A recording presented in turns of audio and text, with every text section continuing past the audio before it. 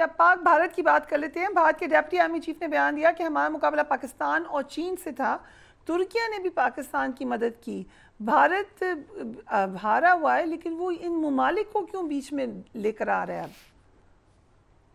یہ اپنی خفت مٹانے کو آ رہا ہے۔ اچھی خاصی ان کی پٹھائی ہوئی ہے اور ساری دنیا میں یہ بات کلیئر ہو گئی ہے کہ پاکستان ایک سورس آف سٹیبلٹی ہے، ریجنل سٹیبلٹی ہے، اور وہ بیلنس قائم کر سکتا ہے۔ آپ کا کیا خیال ہے کہ جو فیلڈ مارشل عاصم منیر کو اتنی ان کی آؤ بھگت کی گئی ہے وائٹ ہاؤس میں، کیوں کی گئی ہے؟ آفٹر آل یہ سوچنے کی بات ہے کہ 4-5 دن قبل جنگ سے پہلے کہا تھا ان کے وائس پریزیڈنٹ نے کہ کوئی بات نہیں، لڑ لیں گے، ٹھیک ہو جائے گا، امید ہے کوئی ایسی چیز نہیں، حرکت نہیں کریں گے، مطلب نیوکلیر ویپنز کی طرف ان کا اشارہ تھا۔ پھر کیا ہوا یہ کہ امریکہ اور چین کی آسمان پہ آنکھیں ہیں، ان کے پاس سیٹلائٹس ہیں، وہ دیکھ رہے تھے کہ بھارت کا کتنا برا اثر ہو رہا ہے۔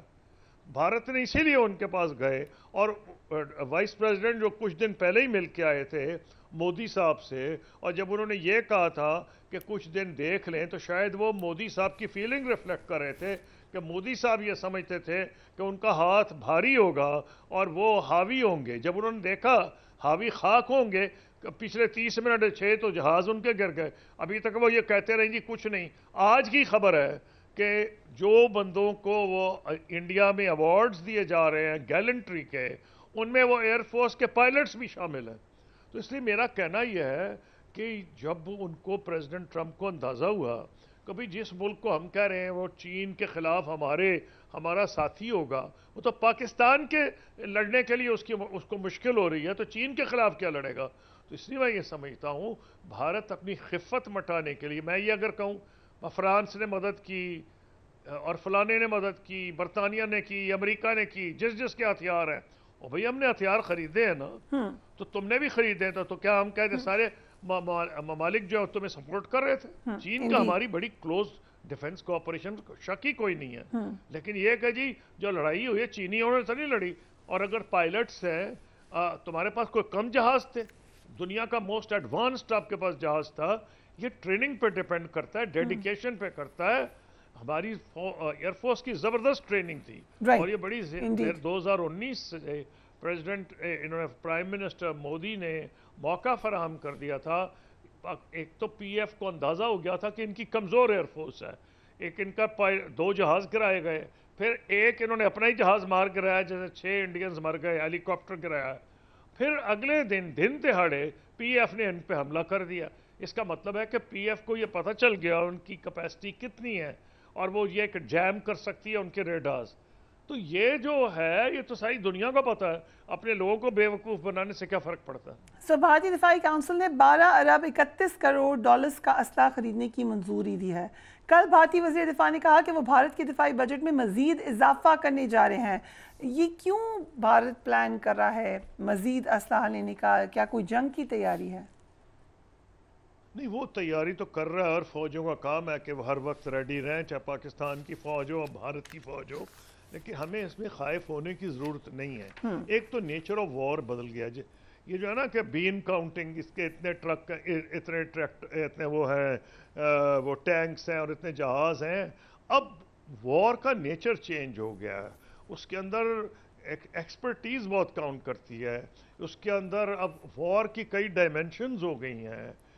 اس لیے ایرو میگنیٹک جو ہم نے پی ایف نے اب کے اچیو کیا ہے، اور ان کے مارشل نے بتایا تھا، سب کو دنیا چھپا کے نہیں رکھا، کہ انہوں نے کس طرح الیکٹرو میگنیٹک سپیس کا اوپر ہمارا جو کنٹرول تھا وارفیئر میں، تو وہ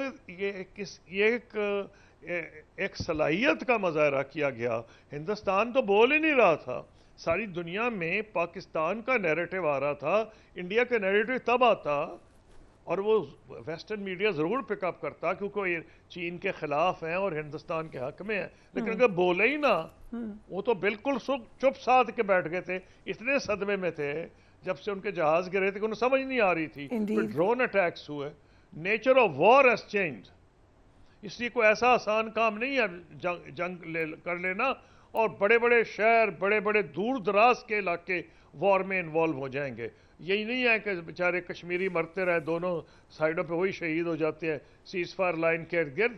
اب کی وار نے ثابت کیا ہے کہ یہ بمبئی میں بھی جا سکتی ہے اور جگہ پہ بھی جا سکتی ہے. جیسے کہ بھارت نے بھی ہمارے سویلین سینٹرز کو ٹارگٹ کیا ہے, لاہور میں کیا, کراچی میں کیا ہے. تو اگر ہم بامبے میں پاکستان اگلی دفعہ کرے گا تو وہاں کی جو بزنس کمیونٹی ہے وہ بھی بھارت کی حکومت کو کہے گی تو 100 دفعہ سوچو اس سے پیش سے کہ تم پاکستان سے جنگ کرو. کیا مشرق وسطیٰ میں اب سیز فائر کی توقع کی جا سکتی ہے اس پرسپیکٹو میں جو اب سیناریو بن رہا ہے؟ دیکھیے اس میں ہو جانا چاہیے, لیکن اس لیے میں ابھی ڈاؤٹ فل تھوڑا سا ہوں کہ ایک تو جب امریکہ نے ایران پہ اٹیک کیا ہے, میری ذاتی رائے یہ ہے کہ امریکہ اس وقت اٹیک نہیں کرنا چاہتا تھا, کیونکہ اس کی بات چیت ہو رہی تھی نیوکلیئر ٹاکس پہ عمان میں, اور یہ اسرائیل کو کہ وزیر اعظم کی زندگی موت کا مسئلہ تھا, جیل جانے یا وزیر اعظم رہنے کا مسئلہ تھا. تو اسرائیل کے وزیر اعظم نے فیصلہ کیا کہ کچھ بھی ہو جائے, جب حزب اللہ اور ان کا حماس کو اس نے نقصان پہنچا دیا تو اس نے فیصلہ کیا کہ اس سے اچھا موقع ایران پہ حملہ کرنے کا نہیں ہے. تو وہ اس نے حملہ کیا, اور جب ان کو پتہ لگا, پریزیڈنٹ ٹرمپ پہلے اس کے حق میں نہیں تھے, لیکن کیونکہ بڑی سٹرونگ یہودی لابی ہے, جب انہیں اندازہ ہوا کہ یہ کرنے جا ہی رہا ہے تو ایک قسم کا شامل باجا ہو گئے. اب میرے خیال میں امریکن انٹرسٹ کو نقصان پہنچا, کیونکہ اگر ایران کے بارے میں ایک عام رائے یہ تھی کہ جو لوگ موجودہ رجیم کے خلاف ہیں وہ پرو امریکن ہیں, تو اس میں وہ لوگ بھی جو رجیم کے خلاف تھے وہ بھی نکل آئے مظاہروں میں. اس میں وہ فیشنیبل خواتین بھی نکل آئیں جن کے بارے میں یہ خیال تھا کہ وہ یہ چاہتے ہیں کہ جی یہ رجیم چینج ہو جائے, کیونکہ نہیں چاہتے تھے. ایران کا نیشنلزم کو ٹھیس پہنچی اور ایرانی فلیگ کے ارد گرد لوگ اکٹھے ہو گئے, اور اسرائیل کی ٹوٹلی اندازہ ہی غلط ثابت ہوا. لوگوں کہہ رہا تھا اب ریوولٹ کرو, موقع بڑا اچھا ہے. تو اس لیے اگر آپ اس کو مد نظر رکھیں تو پھر کیا کرے گا اسرائیل؟ اس کو اگر یہ خیال ہے کہ اب وہ ایران پہ حملے مزید کرے گا, کیونکہ اگر یہ سیٹلمنٹ نہیں ہوگی تو سارا ایریا ڈی سٹیبلائز رہے گا. وہ ریاستیں بھی, سعودی عرب, یو اے ای, قطر جو امریکہ کے اتحادی ہیں, ان کے لیے بھی مشکل بنے گی ان کی اپنی آبادیوں میں. وہ سب یہ چاہ رہے ہیں, اور پریزیڈنٹ ٹرمپ کو انہوں نے ایک دفعہ نہیں کئی دفعہ کہا. سعودی عربیہ کراؤن پرنس نے اور بادشاہ نے اوپنلی کہا ہے کہ ہم نہیں ایکسیپٹ کریں گے ایبراہم اکارڈز, یعنی اسرائیل کو ایکسیپٹ نہیں کریں گے اگر 2 اسٹیٹ سولوشن سامنے نہیں آتی. اور پریزیڈنٹ ٹرمپ کی یہ دیرینہ خواہش ہے نہ یہ کہ صرف ابراہیم اکارڈز کے ذریعے اسرائیل کو ایکسیپٹ کرایا جائے سعودی عربیہ سے, بلکہ یہ کہ سعودی عربیہ نے بڑی بھاری انویسٹمنٹ کا کہ ہم کریں گے اس میں. وہ تو $1 ٹریلین مانگ رہے ہیں, اور $600 بلین سعودی عرب نے وعدہ کیا ہے. تو اسرائیل تو 60 کوڑیاں بھی انویسٹ نہیں کر سکتا. وہ تو بری طرح سے اس کا اکانومی کا برا حال ہو گیا ہے اس جنگ کے نتیجے میں. تو پریزیڈنٹ ٹرمپ کی تو خواہش ہوگی کہ کسی طریقے سے یہ مسئلہ حل ہو, تو جس طرح وہ ایران کے معاملے میں نہیں چاہ رہے تھے اور پھنس گئے.